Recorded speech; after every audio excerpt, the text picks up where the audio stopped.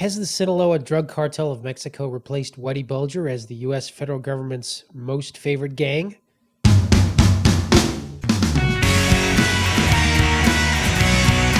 Beginning in the 1960s, the FBI was desperate to break the grip of the Italian-American mafia on organized crime in the country, and courted intelligence sources that could help inform on and bring to justice the kingpins of La Cosa Nostra.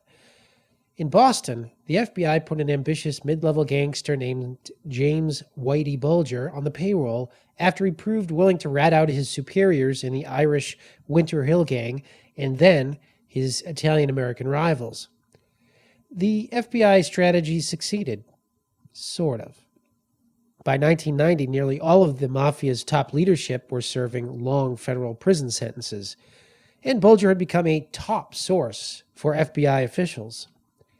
His FBI handlers had won national accolades inside the Bureau and built their careers on Bulger's information. Bulger was funded and protected by the FBI, and eventually he had police and key FBI agents in the Boston office on his payroll, as Bulger and his minions waged a reign of terror on the Boston area populace that included at least 20 murders. One example of how the FBI had become the enforcement arm of Bulger's Winter Hill Gang is that Boston office FBI agent H. Paul Rico became one of Bulger's assassins. When Bulger was finally indicted for murder in January 1995, Bulger's handler, John Connolly, alerted Whitey to the pending indictment, enabling his 16-year evasion from the law. Both Connolly and Rico ended up with murder convictions, and other FBI agents admitted to being on Bulger's payroll. Christmases for kids and cops, Bulger reputedly told his associate Kevin Weeks. Today, the federal ATF and DEA and even CIA seem to be following the same Whitey Bulger pattern with the Sinaloa drug cartel in north-central Mexico. The ATF recently armed the Sinaloa cartel for war, according to a U.S. Senate report, with the transfer of more than 2,000 guns in its Operation Fast and Furious. These guns included AR-15s, AK-47s, and several models of 50 caliber armor-piercing sniper weapons with a killing range of more than 1 mile.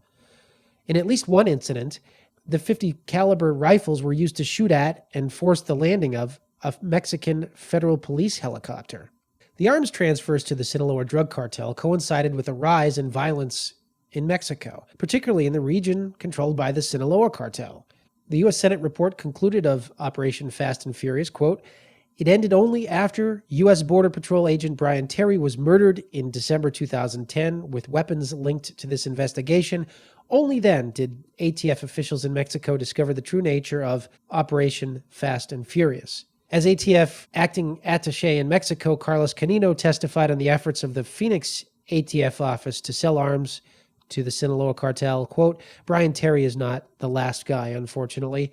Unfortunately, there are hundreds of Brian Terrys probably in Mexico.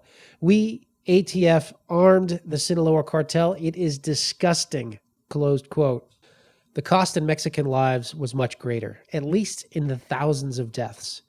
There were political assassinations, such as the brother of the Chihuahua State Attorney General. Fast and Furious guns, in that case, were traced to the hands of responsible Sinaloa drug cartel members. In another recent case, the entire police department of Ascension, a Ciudad Juarez suburb, resigned August 4th. All 20 surviving policemen resigned after a cartel attack that left 3 other police officers dead earlier in the week, and also after a May 2011 assassination of the police chief. Late last year, the Mexican government captured Sinaloa underboss Vicente Zambada Niebla. And on July 29th of this year, after his transfer to U.S. custody, his lawyer alleged that Zambada had been an informant of the U.S. Drug Enforcement Agency since at least 2004, and that he should be immune to prosecution for drug trafficking because of the terms of his informant agreement. The filing by his lawyer said, quote, "Sometime prior to 2004 and continuing through the time period covered in the indictment, the United States government entered into an agreement with the cartel leadership.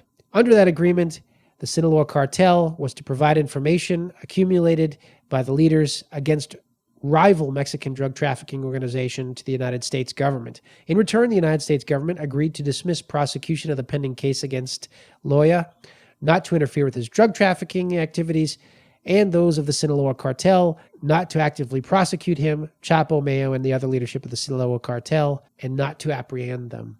So was Zambada a DEA informant? The United States government has not said explicitly yes or no, but the DEA has acknowledged a role in Fast and Furious.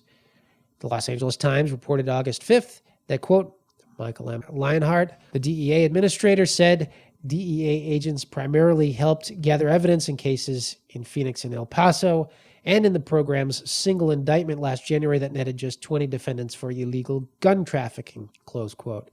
Moreover, the CIA is also involved. The Washington Times reported on August 11th that, quote, according to a CIA insider, the agency had a strong hand in creating, orchestrating, and exploiting Operation Fast and Furious. The CIA's motive is clear enough. The U.S. government is afraid the Los Zetas drug cartel will mount a successful coup d'etat against the government of Felipe Calderon, close quote. But this may not be simply a case of U.S. government stupidity.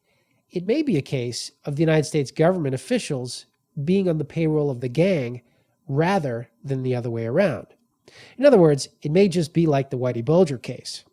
What we do know is that the Sinaloa cartel is the most likely of all cartels to pay off government officials.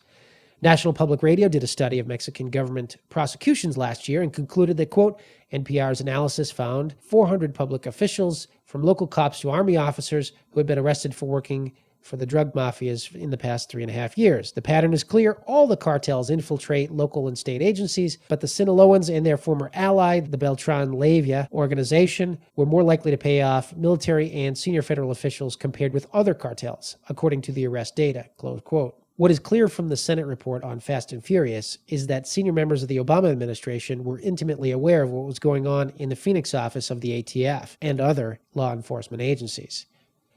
In Tom Clancy's novel Clear and Present Danger, there's a scene where the president's national security advisor, James Cutter, has a meeting with a Colombian drug gang leader, Felix Cortez. Cortez makes an offer to Cutter. Help him eliminate his rivals, and he'll promise dramatic arrests and reductions in drug supplies. He says, quote, was this not the objective of your operations in Colombia? To sting the cartel and reduce drug trafficking? I offer you success, the sort of success to which your president can point. Reduction in exports, some dramatic seizures and arrests, an intramural war within the cartel for which you will not be blamed, yet for which you will also take credit. I give you victory.